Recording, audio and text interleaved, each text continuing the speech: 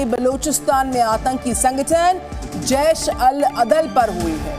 कर दिया। ये बहुत बड़ी खबर। जी हाँ, ये कल रात की बात है और ईरान ने जो है सर्जिकल स्ट्राइक की है और जैशुल अदल, जी हाँ, ये एक मिलिटेंट ग्रुप है बलूचिस्तान का, वहां पर अटैक किया गया है। हमले की मजम्मत तर्जुमान दफ्तर खारजा ने कहा है कि ईरान ने बिला इश्तियाल फ़ज़ाई हदूद की खिलाफ वर्जी और पाकिस्तानी इलाके में हमला किया। हमले में 2 मासूम बच्चे जाँ बहक और 3 बच्चियां जख्मी हुई। मुझे बहुत अफसोस हुआ कि एक गैर मुल्क ने, एक फॉरेन मुल्क ने पाकिस्तान के ऊपर हमला किया। और मैं आपको ये बता दूं नाजरीन कि हमला मिसाइल अटैक से किया गया है, ड्रोन का इस्तेमाल किया गया है, मिसाइलों से हमला किया गया है और ये खतरनाक है। ये बहुत ही संजीदा बात है और ये बहुत ही तकलीफदेह बात है।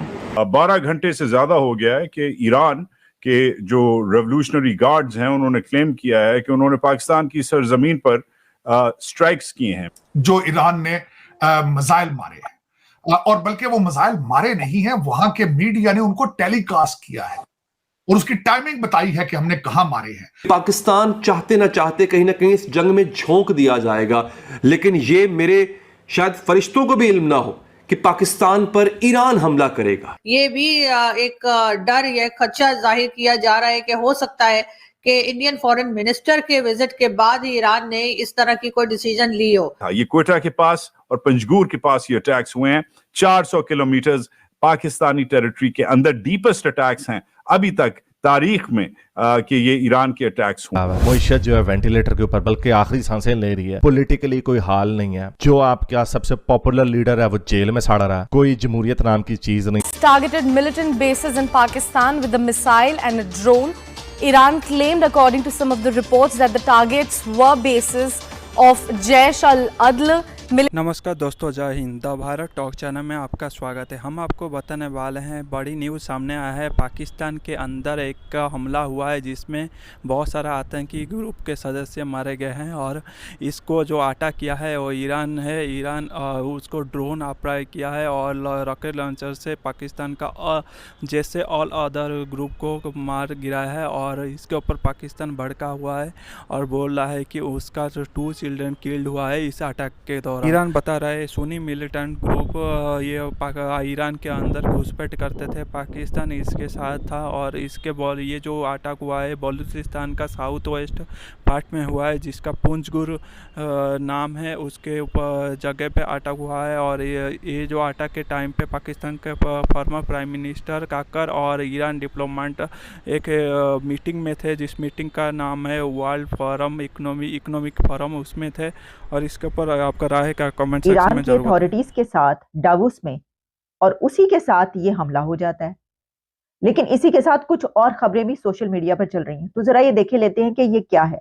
और ईरान का ये कहना है कि missiles and drone strikes to destroy 2 strongholds of the Sunni militant group Jaishul Adal known in Iran as Jaishul Dulham, और उनको बनाया गया है निशाना Pakistan south west Balochistan province. अब इसमें पाकिस्तान की फॉरेन मिनिस्ट्री ने भी इसका जवाब दे दिया है। पाकिस्तान की फॉरेन मिनिस्ट्री की तरफ से कहा गया है कि इसमें 2 मासूम बच्चों का कत्ल हुआ है, वो मारे गए हैं इसके अंदर, और इसके नताइज ईरान को भुगतना होंगे। नताइज कैसे भुगतना होंगे और क्या पाकिस्तान इस हमले का जवाब देने लगा? पाकिस्तान इसके जवाब में हमला करेगा? अगर नहीं करेगा तो क्या होगा और अगर करेगा तो क्या होगा? इसके ऊपर बाद में आते हैं, पहले जरा इसकी डिटेल्स देख लेते हैं। और पाकिस्तान की तरफ से क्या है कि ये unprovoked violation of its air space है, ईरान की तरफ से ये वायलेशन की गई है। फिर उनका ये कहना है कि ये इलीगल एक्ट है दफ्तर खारजा की तरफ से, और इसमें कहा गया है कि ऐसे कई चैनल्स मौजूद हैं कि जिससे बातचीत के जरिए, कम्युनिकेशन के थ्रू हम ये मसाइल हल कर सकते हैं। लेकिन इसके बावजूद ईरान ने दोनों मुल्कों के बीच जो कम्युनिकेशन चैनल्स हैं उनको इस्तेमाल नहीं किया। अच्छा, फिर इसके अलावा उन्होंने स्ट्रॉन्ग प्रोटेस्ट अपना शो करवाया है वगैरह वगैरह। ये सब चीजें तो अपनी जगह हैं, लेकिन आप अब ये बात याद रखिए कि ये जो जैशुल अदल सुन्नी मिलिटेंट ग्रुप है ये 2012 में फाउंड किया गया या ये सामने आया और इसकी तरफ से ईरान के खिलाफ हमले किए गए। ईरान अभी नहीं बल्कि काफी अरसे से ये बात कह रहा है एक अलहदगी पसंद ग्रुप भी कहा जाता है, वो बॉर्डर के दोनों तरफ on both sides of border जो है वो काम करता है। इसमें रिस्पॉन्सिबिलिटी जो है उन्होंने काफी मर्तबा क्लेम की है। ये बात भी है कि जो तालिबान हैं वो भी इसमें शामिल हैं और वो इस ग्रुप को चलाते हैं। तो फिर ये बात भी होने लग पड़ी, मैं देख रही थी कि तालिबान अगर इस ग्रुप की सरपरस्ती करते हैं या वो इसमें शामिल हैं, तो ईरान ने बजाय अफगानिस्तान के पाकिस्तान पर हमला क्यों किया? ये बड़ी अजीब सी बात है, बहुत ही अजीब सा सवाल है। वो ग्रुप जहां पर मौजूद होगा हमला तो वो वहीं पर करेंगे। तालिबान अगर अफगानिस्तान में वो ग्रुप होता तो वो अफगानिस्तान पर हमला करते, लेकिन मुबैना तौर पर एलिजिडली अगर ये ग्रुप वहां पर मौजूद है तो जाहिर है कि उन्होंने हमला वहीं पर करना था, जैसा कि वो कह रहे हैं। लेकिन देखिए, जैसा मैंने एक सवाल उठाया, ये बड़ा ही एक अजीब वक्त है कि जिस वक्त प्राइम मिनिस्टर काकड़ वहां पर मौजूद हैं, उनकी मुलाकात होती है उनके अथॉरिटीज के साथ, ईरान की अथॉरिटीज की। आप तस्वीर देख रहे हैं, ये तस्वीर देख रहे हैं आप, ये उस वक्त की मीटिंग की तस्वीर है कि जिस वक्त पाकिस्तान में हमला हो रहा है। यानी आप अंदाजा ये कीजिए कि वहां पर पाकिस्तान का वजीर आजम ईरान की अथॉरिटीज से मिल रहा है और ईरान जो है वो वहीं पर हमला करे। अब इस तस्वीर में आप देख सकते होंगे कि ये जो ईरानी भाई साहब हैं, इनकी शक्ल देखकर ही अंदाजा हो रहा है कि कुछ होने वाला है। यानी वो जिस तरीके से ये बात सोशल मीडिया पे की जा रही है, वैसे तो देखिए तस्वीर कोई किसी तरह भी उतर सकती है, लेकिन इसको इस तरह लिया जा रहा है कि ये तो वाकई ये लगता है कि कुछ करने लगे हैं, जैसा उनकी शक्ल जैसी बनी हुई है।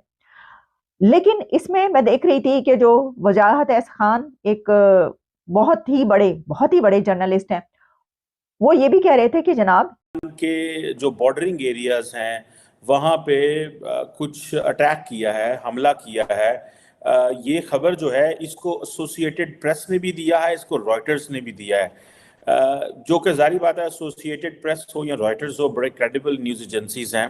और वो कहते हैं कि जो मिलिटेंट ग्रुप जैश अल अदल जो था उसको टारगेट किया गया है। बहुत सारे लोगों का कहना यह है कि उन्होंने जो खबर है उसको बाद में अपने जो स्टेट की जो वेबसाइट है उससे रिमूव कर दिया है। और अब इससे पहले भी मामलात जो हैं वो ख़राब हुए हैं। तार साहब, एक तो इस पर बड़ी इंपॉर्टेंट डेवलपमेंट है कि पाकिस्तान और ईरान के ताल्लुकात में ऐसा क्या है, क्योंकि बहुत सारे जो इंडियन अकाउंट्स हैं वो ये कह रहे हैं जी डॉक्टर जयशंकर कल वहाँ पे थे, वो तो खैर अपने रेड सी के हवाले से और होतीज़ के हवाले से बात करने गए थे और चाबहार के हवाले से उन्होंने जो है मज़ीद एग्रीमेंट किए। लेकिन तार साहब, ये जो खबर है, आज पाकिस्तान के जो केयरटेकर प्राइम मिनिस्टर हैं उनकी डेवोस में ईरानी फॉरेन मिनिस्टर से भी मुलाकात हुई है, लेकिन ये जो डेवलपमेंट है, ये खबर भी आना है तार साहब, मैं समझता हूँ कि ये मिसट्रस्ट का एक हाईएस्ट लेवल है अगर दोनों मुल्कों के दरमियान।